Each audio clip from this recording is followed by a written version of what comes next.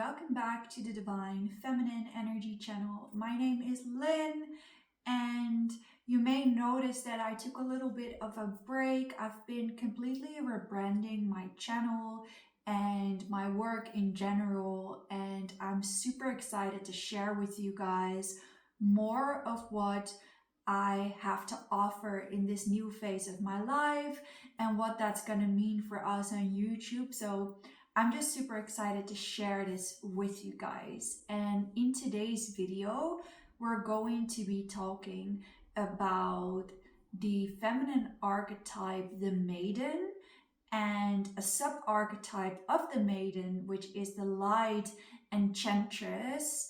And we're going to be exploring some goddess work with Persephone and Lalita.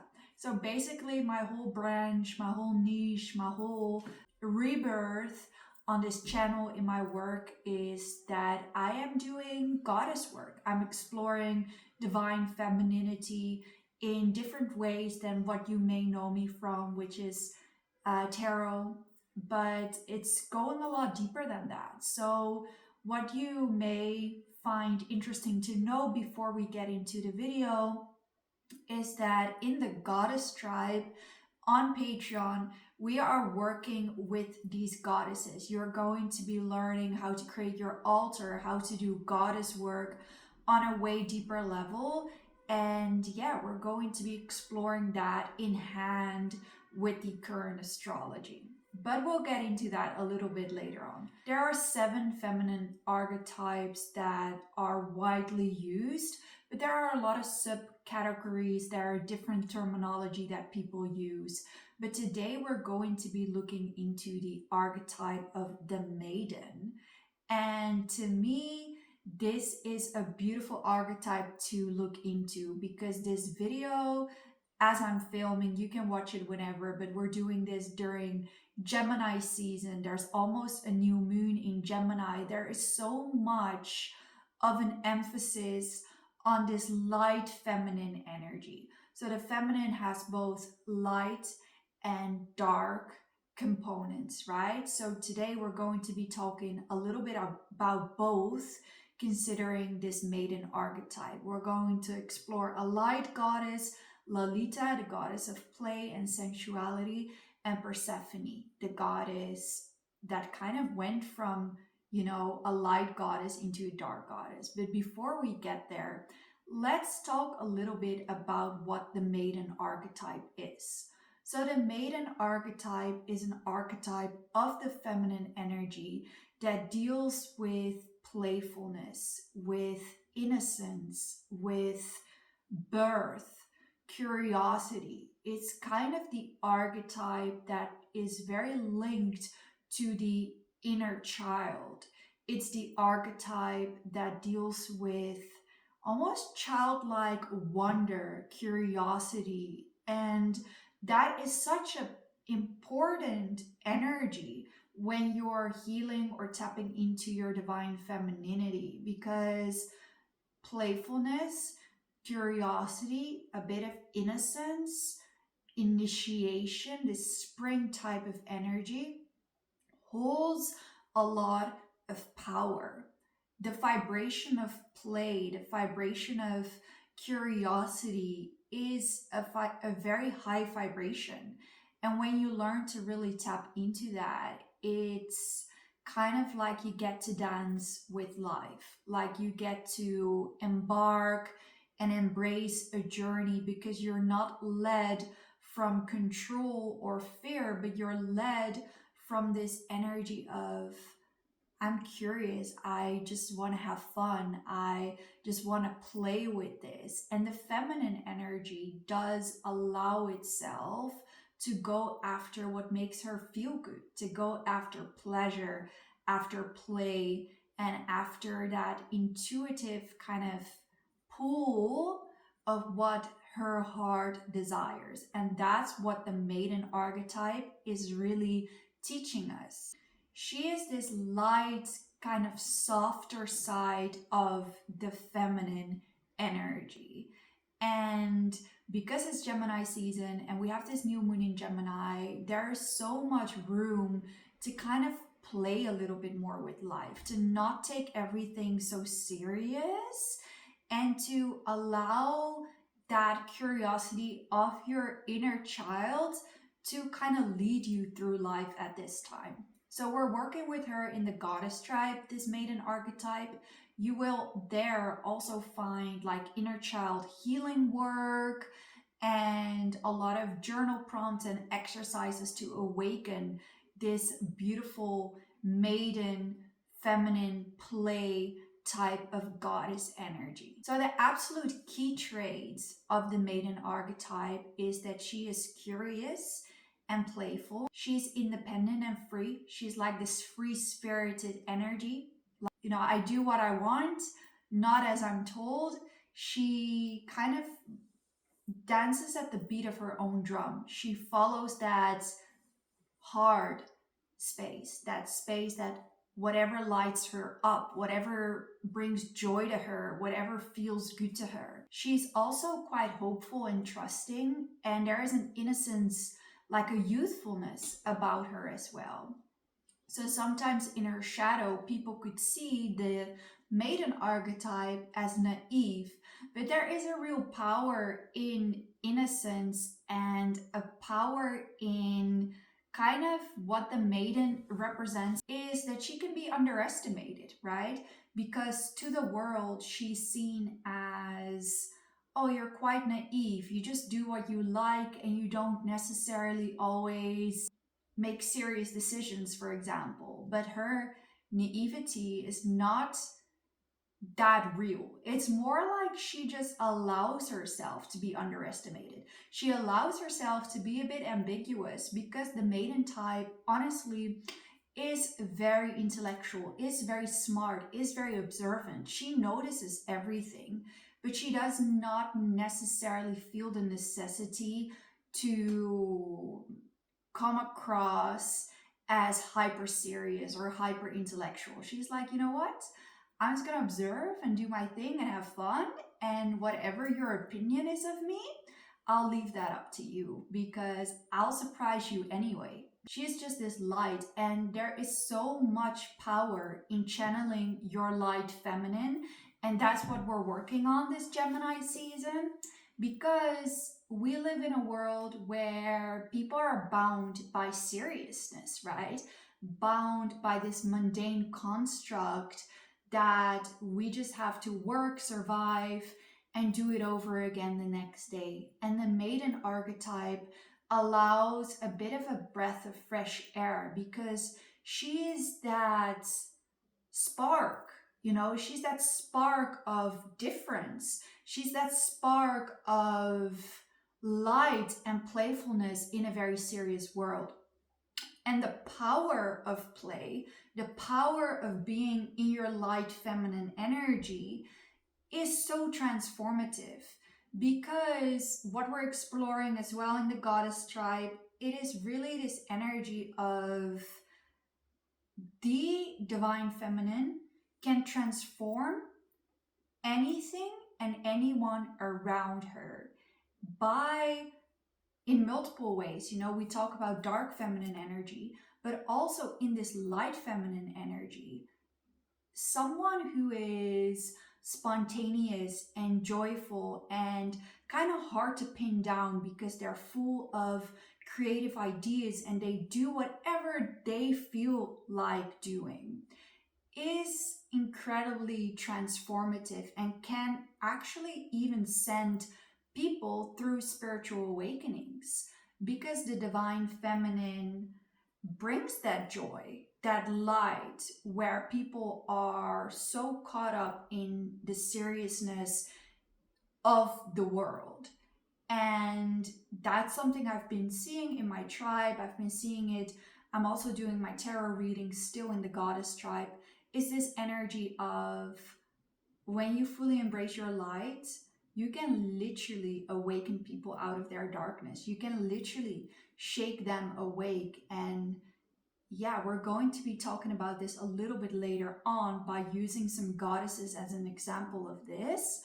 but that's something we're exploring this month and you don't want to miss it. So let's look at some zodiac signs and other spiritual things that really represent this maiden archetype, okay? So if you know tarot, the pages, the page is this basically the maiden energy. The page is an energy of I'm following this because I'm curious, because it sparks something, not because I'm the best or because I know everything, but because I'm excited. It lights me up and I am looking forward to do this. So whatever you may pull your own cards or kind of tap into the energy of I need to explore life with curiosity, not with judgment. I'm going to be trying new things. I'm just going to allow myself to be open-minded and step into this newness.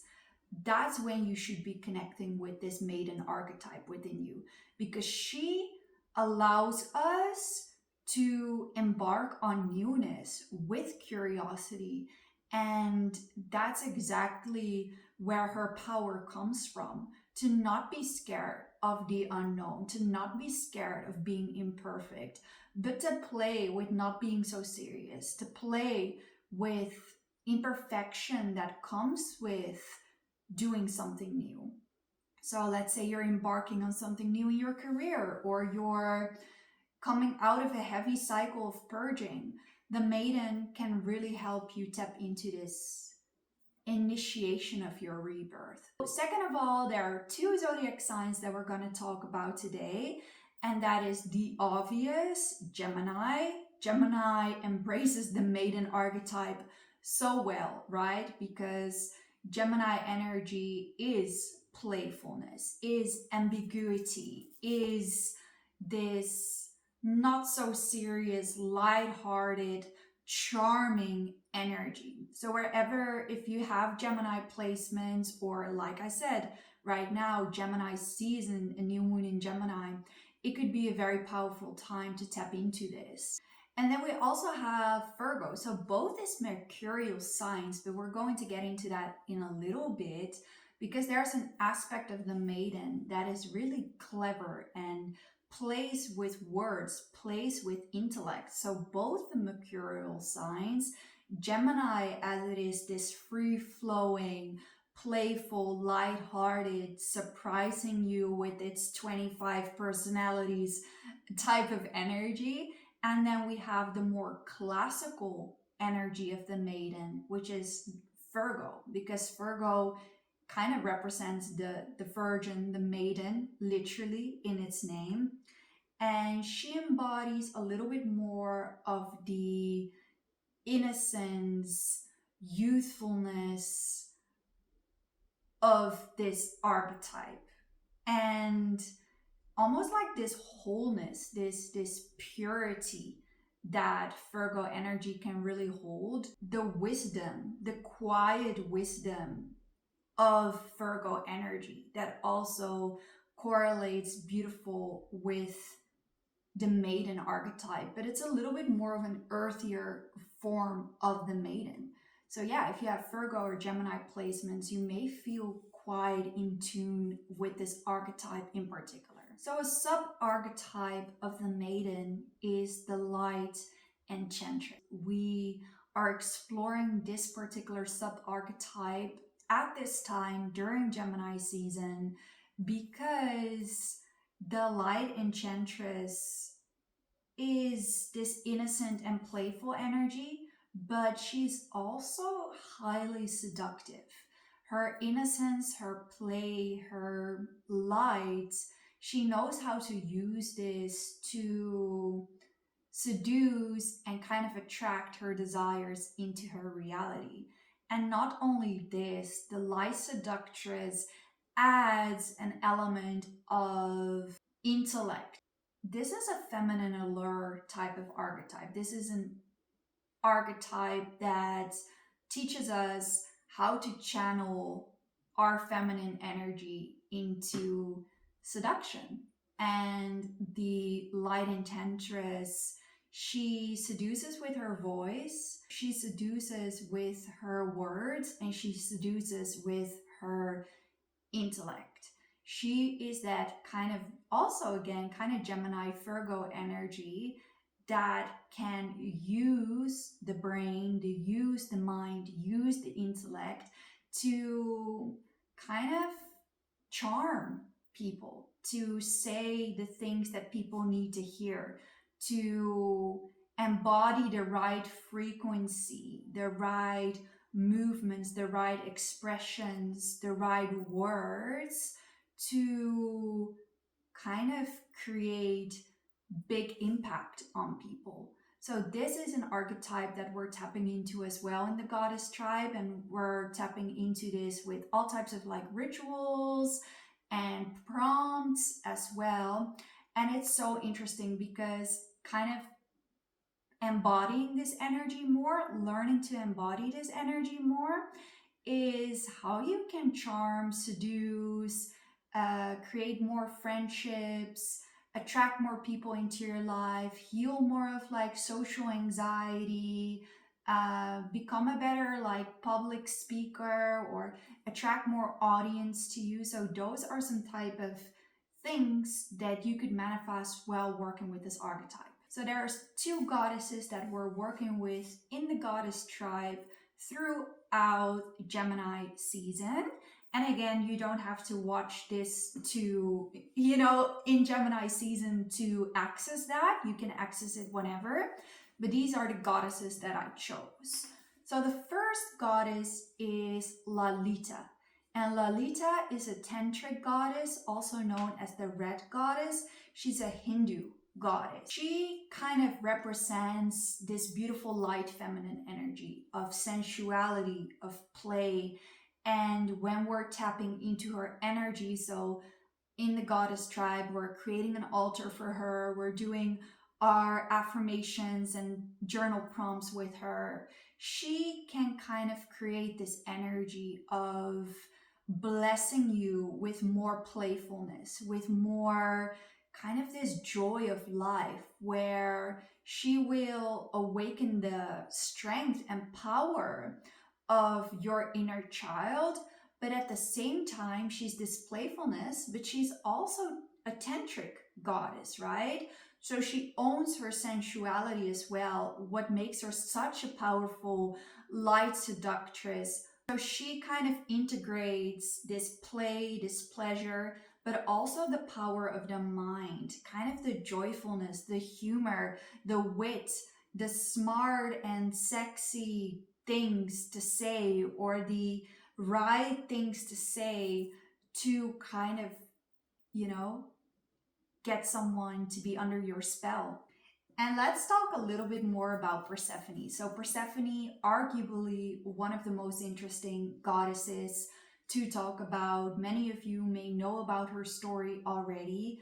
Persephone is someone that I am also writing an article about, so you guys can get free access to my newsletters, where I also talk about all these type of things on how to deepen your divine feminine goddess energy. Persephone is kind of the goddess that represents the duality. She starts in her story as a maiden archetype. She embodies this spring energy. She's a youthful goddess who's full of light and curiosity, and she was really connected to nature, and she was kind of free and careless, very Virgo-like type of goddess in her initiation of the story, right? And as the story goes, she's taken into the underworld by Hades. And later on in her story, she kind of goes through an insane transformation. That's part of the divine feminine awakening, right?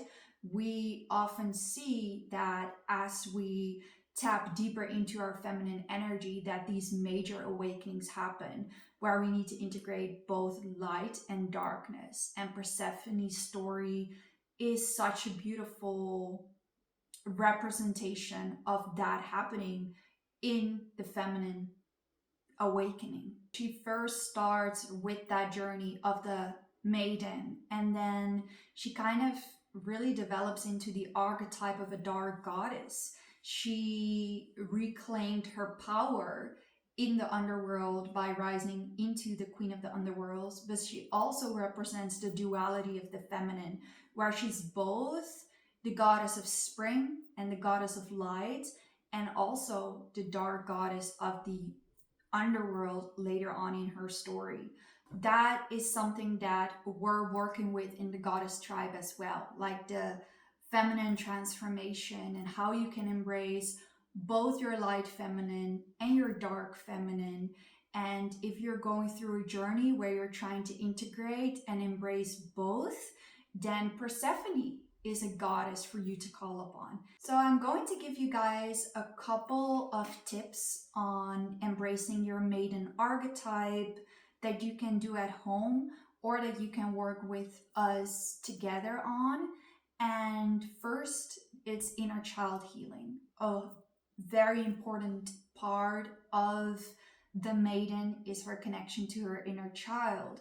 So you can do that through journal prompts, through meditations, but healing whatever wounds you kind of took over from childhood, standing in the way of your joy, of your authenticity, need to kind of be released for you to fully step into your maiden archetype. Another thing is softness. Not taking things so serious, talking to yourself in a softer tone, allowing yourself to play, to dance, and move is another thing, because she does represent this mutable energy of I'll go wherever I want to go, right? I'll dance and I'll move however I want to move. Lastly, of course, through goddess work, altar work, and that is something you can find more on down below. So that's what I have for you guys today, and let me know, what do you resonate with when it comes to the maiden? Do you have Gemini or Virgo placements? Which goddess calls out to you? Do you feel connected to Lalita or to Persephone? And yeah, don't forget that if you want more on this, in the Goddess Tribe, you will find tarot readings for the astrology that we're dealing with. You'll find worksheet on how to connect to the goddesses and these feminine archetypes. And you'll also learn more about altar work, invocations, spells, and all these beautiful things to awaken your divine feminine goddess energy. So I hope to see you on the next video. Thank you guys so much for watching, and I love you. Have a beautiful day. Bye.